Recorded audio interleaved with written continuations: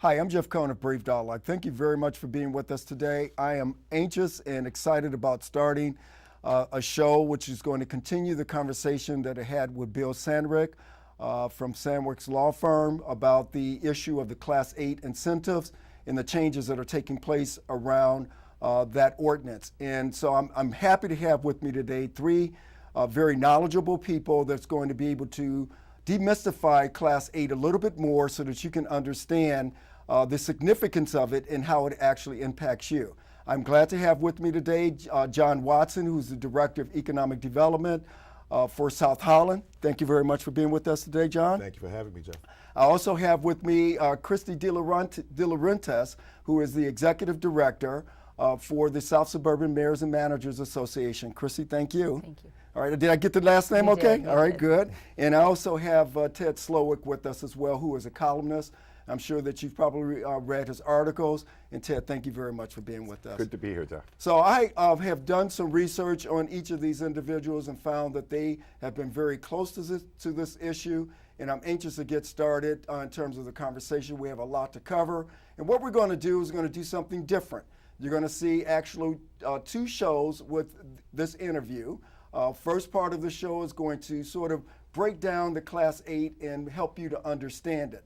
The second showing that we're going to do is going to be what can we do? What can we do collectively, locally, at the state, and also what can you do to help actually to bring forth change as it relates to the Class 8 incentive. So with that being said, I'm going to turn it over to our guests to frame up the conversation and let them impart knowledge upon this particular matter. So John, we're going to start with you. I'm going to ask each of you all to share just a little bit with the viewing audience. I don't have to give your bio. If you would just share a little bit about who you are, each of you, your backgrounds, and what brings you to this subject matter. Sure. So I'm a born and raised Chicagoan.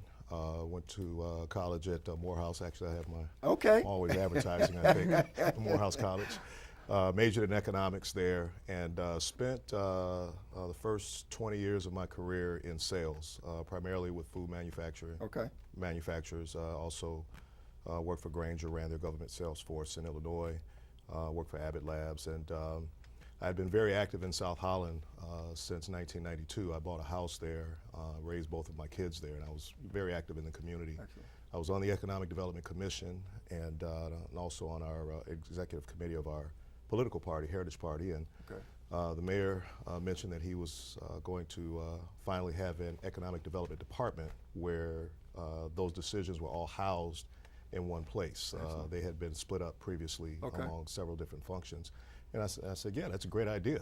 And he said, no, well, we want you to head it up. And I'm like, me? Okay, excellent. And I thought about it it took a long time to think about it because I had a good career going. And finally, I decided I was about to get promoted at Abbott, and that meant driving 75 miles to work because the recession had just started. And so do I drive 75 miles or do I drive 7 or 8 blocks? And so you know what the answer was. And, 7 or 8 blocks. Yes, and I tell you what, it's the best job I've ever had. Excellent. What year was that? That was 2009. I started on Inauguration Day, January 20th. Beautiful. 2009. Good. All right, thank you. Yes. All right, thank you. Christy? So I'm the South Suburban Mayors and Managers Association's Executive Director. Have been in that position for about 18 months now.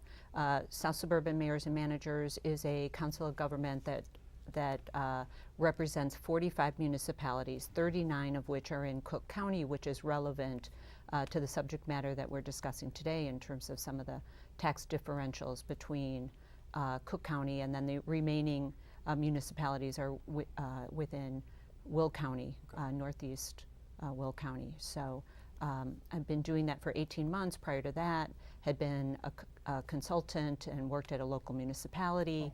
Really, as John alluded to, and we'll hear later, where the rubber hits the road in terms of decisions, economic development decisions and investor decisions, and then have worked for about 20 years or more on broader public policy initiatives. Excellent. Good. All right, thank you.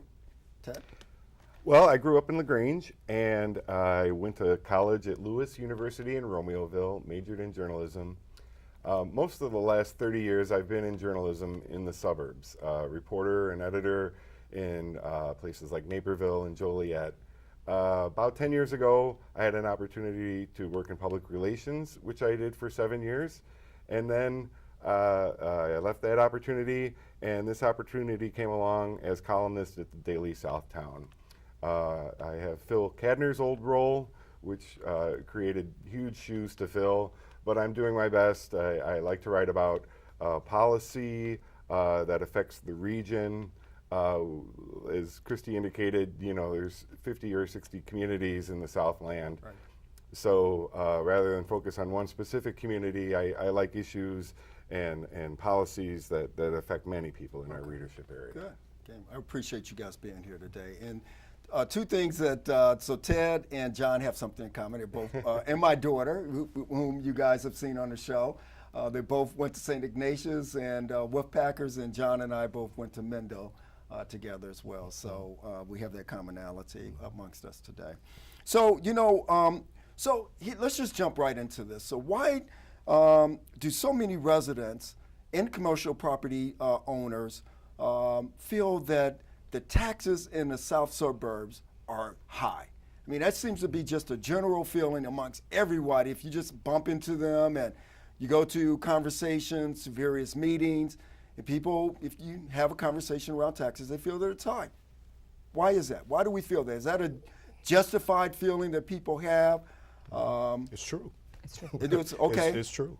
I think the public is very knowledgeable with respect to their expenses. And when you talk to others, and I'm sure we'll get into this a little bit, when they have their friends in the city or in the northern or western suburbs, and they start comparing notes, and they realize that their friends are paying a lot less for a house that is equal size or bigger, that gives them the evidence to support their assertion. Okay. Yeah, it was very astounding to me.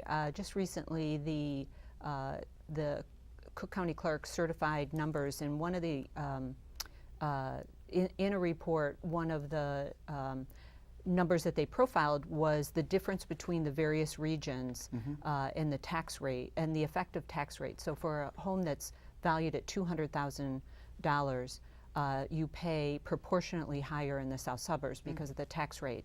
And quite frankly, it's not quite double what you would pay in this versus the city of Chicago, but it's nearly double. And so, when people complain about the high taxes that they're paying, it's true. They are paying at a higher rate than others within the Chicagoland region. The other challenge that we have in the south suburbs is that our property values have not rebounded from the Great Recession at the same rate. So to me, it's a double challenge. Yeah. Wow. Okay. It magnifies the issue. Okay. We're going to talk about a lot of variables today, cover a lot of different aspects of this. But I think it's important to start with the understanding that in Illinois, historically, has been over-reliant on property taxes to fund education. Yep.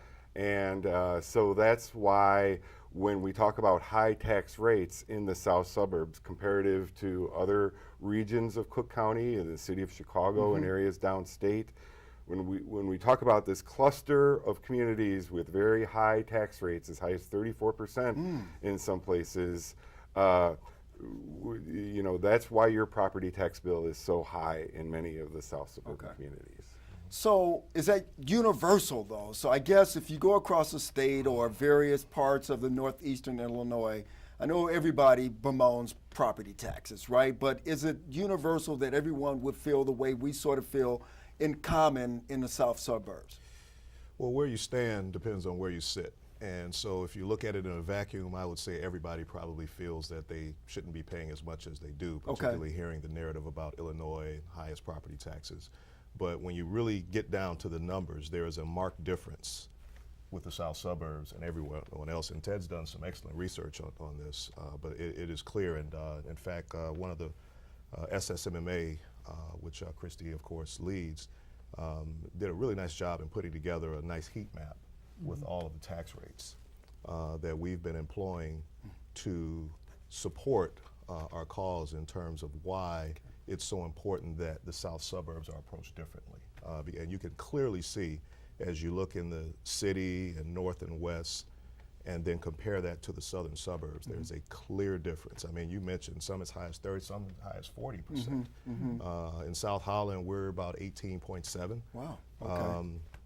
But I mean, in comparison to 30%, it's lower. Right. But in comparison to 8 or 9, that's different. Well, and I would also just add that the city of Chicago, on average, is about 7%. So you can see the market difference, particularly when we, you know, at our southern border are just abutting, you know, in Riverdale, in other communities. I mean, we're literally just across, you know, arbitrary line, and the tax rates are tripled, if not higher. So it's a challenge. I think, again, you know, this perception of over-reliance on property taxes has been a long-standing issue. Right. You know, decades long, as long as I've been professionally employed in this arena, and it's a challenge that's before us. There's a lot of debate now coming into the November elections, et cetera, about is there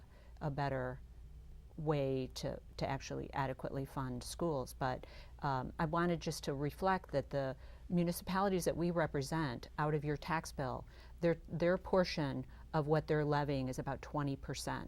The majority, nearly 80%, is actually going to fund local schools. Right. And so, again, in the effort for suburban communities and school districts to have adequately performing schools and be desirable communities of choice that people are, you know, moving to, they elected through referenda and other means to increase their property tax burden on the taxpayers.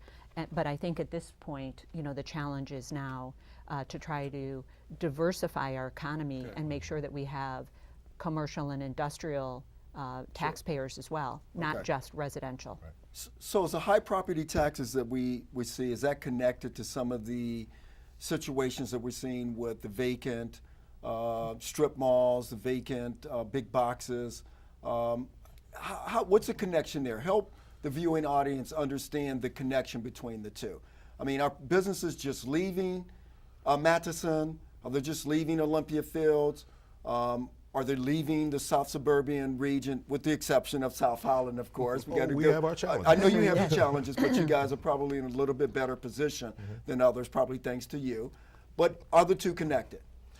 They are. I guess fundamentally, the South Suburbs has always been a manufacturing hub traditionally over the years. Okay. And as that started to dry up back in the 70s, 80s, et cetera, and I guess generally what happens, Jeff, is when taxing bodies levy, those are expenses that need to be paid.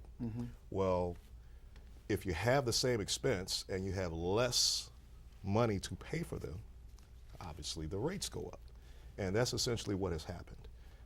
So you have the same amount of expenses, and then when you start to add in foreclosures, exemptions, and all of those things that affect the assessed value of the property, you start to see things rise. Okay. It's kind of a catch-22. Right. Why aren't there more businesses in the Southland? Because the tax rates are high. Why are the tax rates high? Because there aren't more businesses in the Southland. Wow. So the economy, I mean, we don't have a cottage economy, if you will, that businesses sort of impact and feed upon each other. Well, it's a complex system. Yeah. Right. And I would add that I think we, as you know, as both of my colleagues on the panel have said, you know, there's it's a complex issue that has multiple factors. The legacy of high, heavy industrialized land uses, they're harder to repurpose. So we have obsolete buildings, we have brownfields that cost more for an investor to come in, and quite frankly, they're a riskier investment because you have to have environmental testing, you know, lots of other challenges. So we have that historic legacy. We also have, we've had commercial redlining in our communities where commercial ventures have skipped over communities of color for other areas, Orland Park, Northwest Suburbs, DuPage County, Will County, et cetera. And then I think we also have these inherent high tax rates. And quite frankly, I would also add we have another problem, which I'll call geography. And I like to say, and unfortunately, I don't, you know, I'm challenged in saying we're between a rock, Indiana, and a hard place, Will County. Okay. Because they're both actively recruiting and seen as less expensive and easier to do business. So let's follow up on that rock and a hard place. So it's not fiction then, because it appears as though that they're outgrowing us at a much faster rate. Will County, the western portion that along Harlem and LaGrange, well, let's just say Harlem, and then we have Indiana, southern portion of just next to Crete, and that seems to be outgrowing the south suburbs by leaps and bounds. Is that a reality or perception? Oh, again, it's true. It's very much not a perception. It is true. And in the case of South Holland, we are 2 miles north of the Northwest Indiana border. And so we all saw the campaign that Indiana waged to go after Illinois business. You know, they had billboards that said, you know, still Illinois, lower taxes, balanced budget. Those billboards were in South Holland, across the expressway. So this is what I have to deal. I was having to deal with every day, and our community had to deal with every day. So yeah.